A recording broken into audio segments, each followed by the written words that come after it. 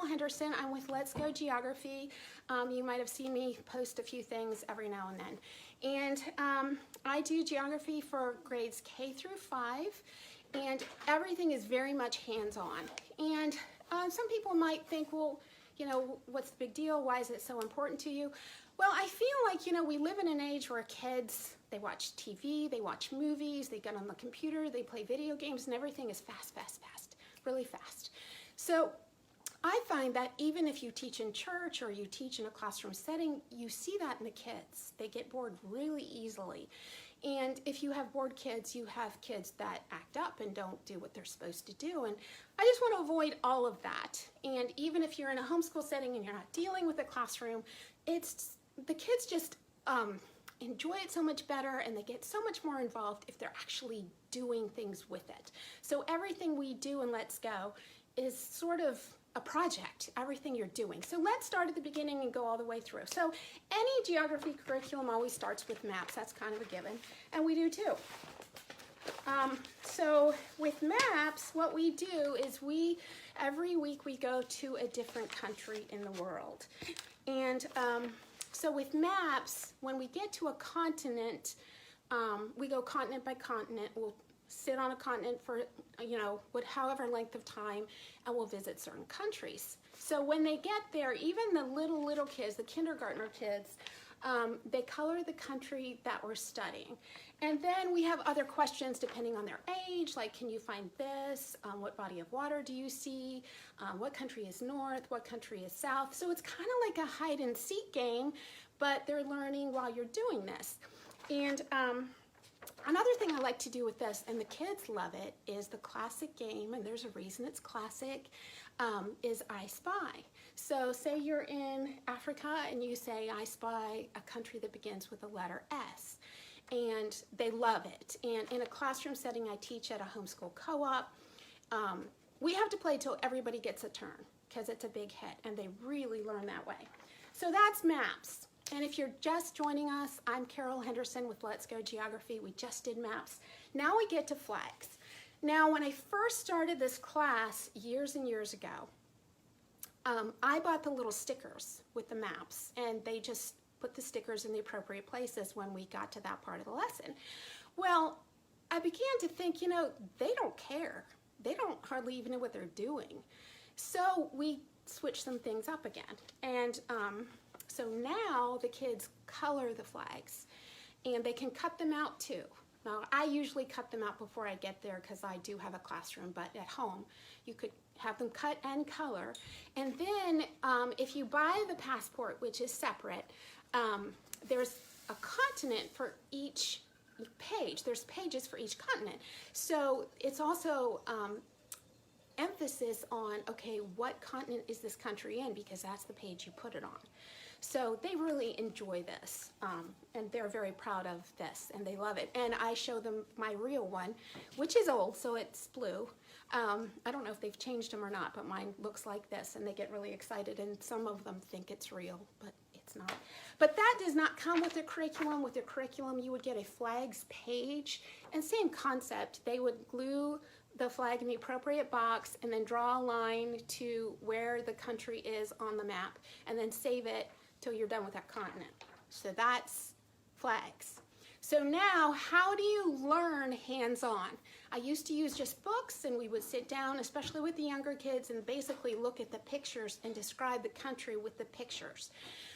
They say a picture is worth 1,000 words. There's a reason for that, because pictures communicate so much more, and people remember so much more with pictures. So in the curriculum, I have it on paper because it's just easier to show it to you this way, but this is a downloadable curriculum, so this would be on a PDF file.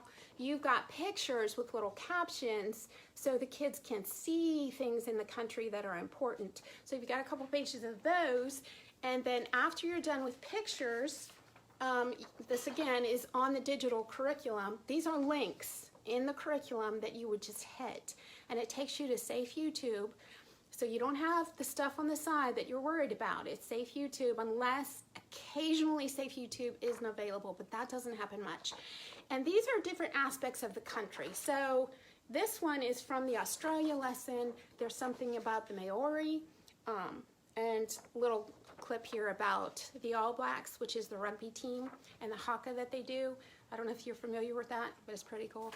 But the kids really enjoy that. I just did the Pacific Northwest lesson not long ago, and the video on Mount St. Helens erupting, big hit, big hit. When I asked the kids, what did you learn? That was what they all wanted to talk about. So things are very exciting for them. And then if they're older, there's links to reading on the internet, and then we also suggest for older kids that you get this atlas. The reason being, this is the only one I can find that goes continent by continent, country by country, just like we do in the curriculum. So there will be a page in here on the country that you're covering, and you can give that to your older child and have them do additional research. Now this is DK Publishing, and DK also has one for younger kids that's the same idea but a little less intense, bigger pictures, bigger pages. So if you want to do the reading aspect of it, there you go. Now, so all of this is just out of the ordinary. It's not a typical textbook. It's not sit down and read and then go on your way.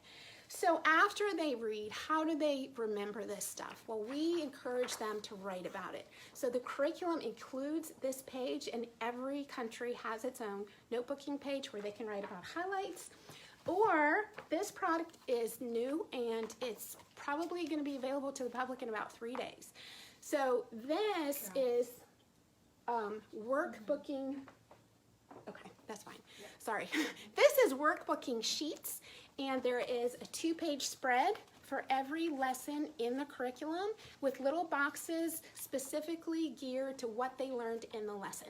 So they're decorated, they got pictures on them, and then in the back, teachers' keys have answers when there's answers, or teacher writing helps if they need help with that. So that makes it's a little bit more than just fill in the blanks, but they're still writing and they're still learning. So they're done with the sort of intellectual part, and now comes the really fun part. So there's 2 things you can do with this. There's a coloring page for every lesson. So they can color about what they've learned if you would like. If you don't want to do a craft and you're just busy that week, they could do this instead. And for the really little kids that don't write, this is kind of their written work right here, the coloring page. Then is the craft. Now the crafts that we do are very simple, so they don't overwhelm you. Most of it is just print it out, color it, cut it, put it together. You need glue and tape, paint, markers, crayons, a lot of it. Some of it is a little different, and let me show you what I mean. Here's a dragon boat. Here is an elephant for Thailand. This is just colored paper, coloring, cut it out. These are nesting dolls for Russia, and they come apart. This is one of my personal favorites. This is a Kyrgyzstan hat, and this is quite easy. It's really good, and they love it, and they like to wear it. And this is the golden bat of, I think it's Bolivia. Yeah, it is. It's Bolivia.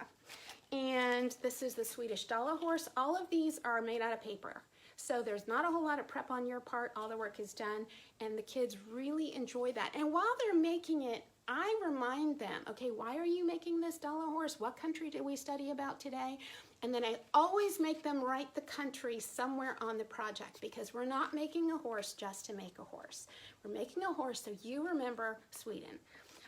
Just a few more things. This one is not cut and color. This one was more of the intense crafts, but they loved it, so we did it. This is just a toilet paper tube and a Dixie cup and some ribbon. And this is a pole piñata and candy, if you would like to do that. And here's another one of the flat ones. You can keep it in your geography binder when you're done. And this is just also cut and color. So that's all my creative ideas for creative geography. And if you'd like to learn more, please go to letsgogeography.com. If you have any questions, please comment below, and I'd love to answer you when I get done with this. So thanks again. See you later.